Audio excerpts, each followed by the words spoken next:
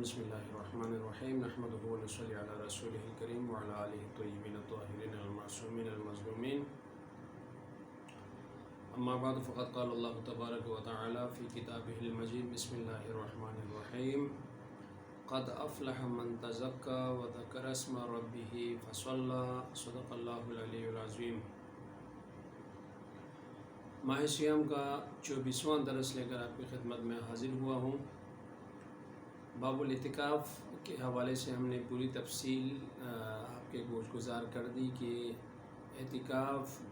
کے شرائط کیا ہیں، ارکان کیا ہیں، سنن اور آداب کیا ہیں، اور اس کے ساتھ ساتھ اس کے جتنے بھی جو لوازمات ہیں وہ ساری چیزیں آپ کے گوش گزار کر دیں۔ کل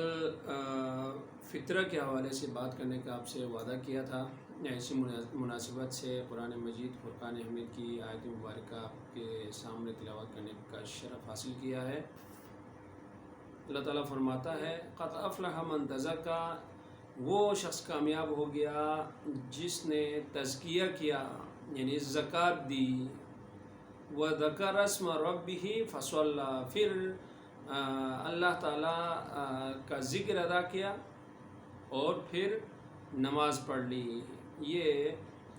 جو رمضان المبارک کی عید کے حوالے سے آیت مبارکہ ہے، جو عید کے دن جو یعنی فطرہ دینا، پھر تلبیہ تکبیر پڑھنا اور اس کے بعد پھر نماز عید کی نماز ادا کرنا، یہ جس طرح آیت مبارکہ میں ترتیب سے ذکر ہے اسی طرح سے عید والے دن ہم نماز یعنی پہلے فطرہ ادا کرتے ہیں، اس کے بعد پھر تلبیہ ذکر اذکار، اس کے بعد پھر نماز پڑھ کے پھر عید کا جو مرحلہ ہے وہ پورا ہو جاتا ہے۔ تو جو تزکیہ ہے وہ روزے کا تزکیہ، ایک مال کا تزکیہ ہے، زکوٰۃ المال، یعنی مال میں سے جو اللہ کا جو حصہ ہے اس کو نکالنا یہ بھی واجب ہے، یہ تو اسلام کی رکن میں سے ہے۔ زکوٰۃ المال، مال میں سے جو اگر نصاب کو پہنچتا ہو، باقی جو شرائط ہیں وہ اگر پوری ہوں تو آپ مال کی زکوٰۃ نکالیں، یہ تو ایک اسلام کا بنیادی رکن ہے۔ جو شرائط بھی ہیں اس کے ساتھ بہت سارے لوازمات بھی ہیں، اور لیکن یہاں پہ زکوٰۃ الفطر ہے، یعنی یہ مال کی زکوٰۃ نہیں ہے، یہ آپ کے روزے کی زکوٰۃ ہے۔ اور اس حوالے سے احادیث میں بہت ساری باتیں ہیں، حضور صلی اللہ علیہ وسلم کا بھی فرمان ہے، باقی ائمہ معصومین علیہ السلام کا بھی فرمان ہے کہ جب تک روزہ رکھ کے بندہ فطرہ ادا نہیں کرتا تب تک وہ روزہ اللہ کی درگاہ میں قبول نہیں ہوتا، آسمانوں میں وہ روزہ آپ کا معلق رہتا ہے فطرہ کی ادائیگی تک۔ اس لیے زکوٰۃ الفطر ادا کرنا یہ بھی ایک یعنی لازمی امور میں سے ہے، روزے کے ضروری امور میں سے ہے۔ تو شاہ سید محمد نور بخش نور اللہ مرقدہ وعلی اللہ مقامہ فقہ الہوات میں فرماتے ہیں وَأَمَّا زَكَاةُ الْفِطْرِ فَوَجَبَتْ عَلَى كُلِّ بَالِغٍ عَاقِلٍ مُسْلِمٍ حُرٍّ غَنِيٍّ غِنَاهُ يَكْفِيهِ لِنَفْسِهِ وَلِعِيَالِهِ۔ یہ زکوٰۃ الفطر کن کے اوپر واجب ہے؟ ہر اس شخص کے اوپر واجب ہے جو بالغ ہو، عاقل ہو، مسلمان ہو، آزاد ہو، امیر ہو، یعنی غنی ہو۔ غنی سے کیا مطلب ہے کہ سال کے آمدنی اور سال کے اخراجات میں سے اگر دیکھ لیا جائے تو اس کی آمدنی اس کے اخراجات کے لیے کافی ہو، اس کو کہیں سے کوئی قرضہ لینا نہ پڑتا ہو، یا اس کو کوئی اضافی اپنی آمدنی سے ہٹ کے کوئی مال و دولت بیچ کے کھانا نہ پڑتا ہو، اس کو کہتے ہیں امیر، اس کو غنی کہا جاتا ہے۔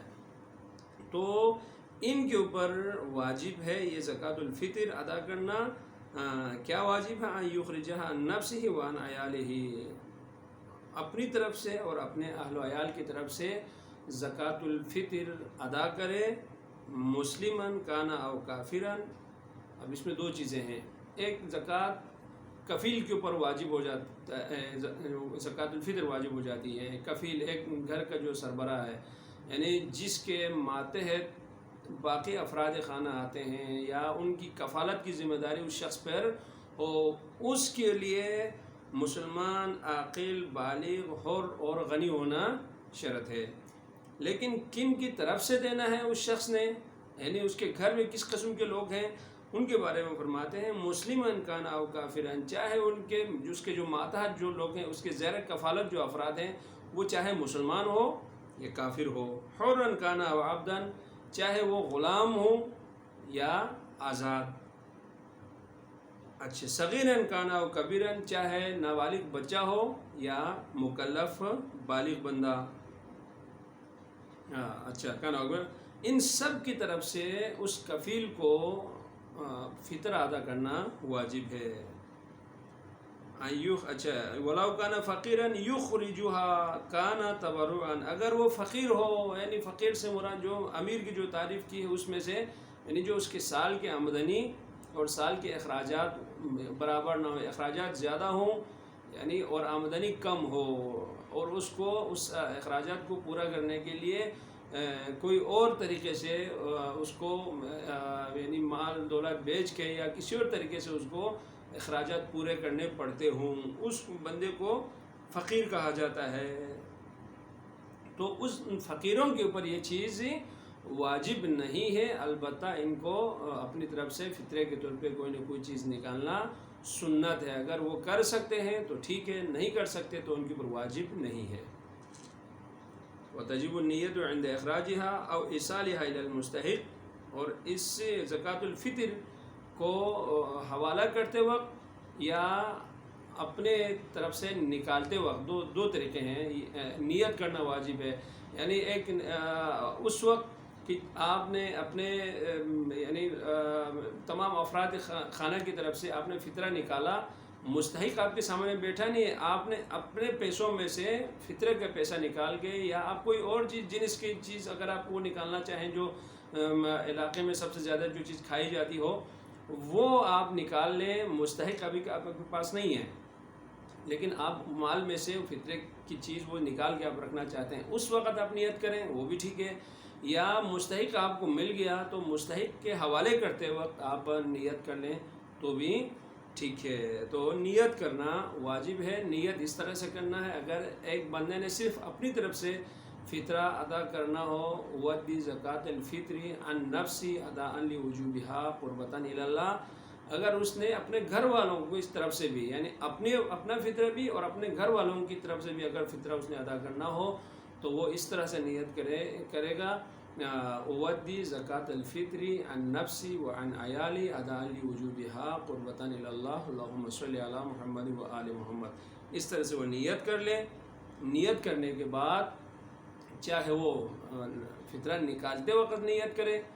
یا مستحق کے حوالے کرتے وقت نیت کرے، دونوں صورتوں میں نیت کرنا واجب ہے۔ اس طرح نیت کر کے وہ فطرہ مستحق کے حوالے کر دے، اس کے ساتھ اس کا روزہ جو ہے اللہ تعالیٰ کے ہاں اس کا روزہ مقبول ہوگا، اس کا روزہ اللہ تعالیٰ قبول فرمائے گا، اور اس کا جو ہے ایک روزہ رکھنے کا جو پروسیس ہے، یہ عمل ہے، یہ انجام کو پہنچے گا۔ باقی فطرے میں فطرہ کب واجب ہے اور کیا کیا چیزیں فطرے میں ہم دے سکتے ہیں، یہ ہم کل کی درس میں بات کریں گے انشاءاللہ تعالیٰ۔ کل ہم نے 23ویں رمضان کی دعا اور اس کا ثواب کا ذکر کیا تھا، آج 24ویں رمضان کی دعا اور اس کا ثواب، اگر کوئی رمضان کی 24ویں تاریخ کو روزہ رکھ کر اس دعا کو پڑھے تو اللہ تعالیٰ اس کے بدن، سر اور چہرے پر جتنے بھی بال ہیں ان کے برابر کنیزیں اور غلام عطا فرمائے گا، نیز شہدائے کربلا کے ثواب کے برابر ثواب عطا فرمائے گا۔ دعا یہ ہے، اعوذ باللہ من الشیطان الرجیم، بسم اللہ الرحمن الرحیم، اللہم انی اسألک فیہ التوفیق لما یرضیک واعوذ بک فیہ مما لا یرضیک، یا عالما باحوال الغائبین برحمتک یا ارحم الراحمین، اللہم صلی علی محمد وآل محمد۔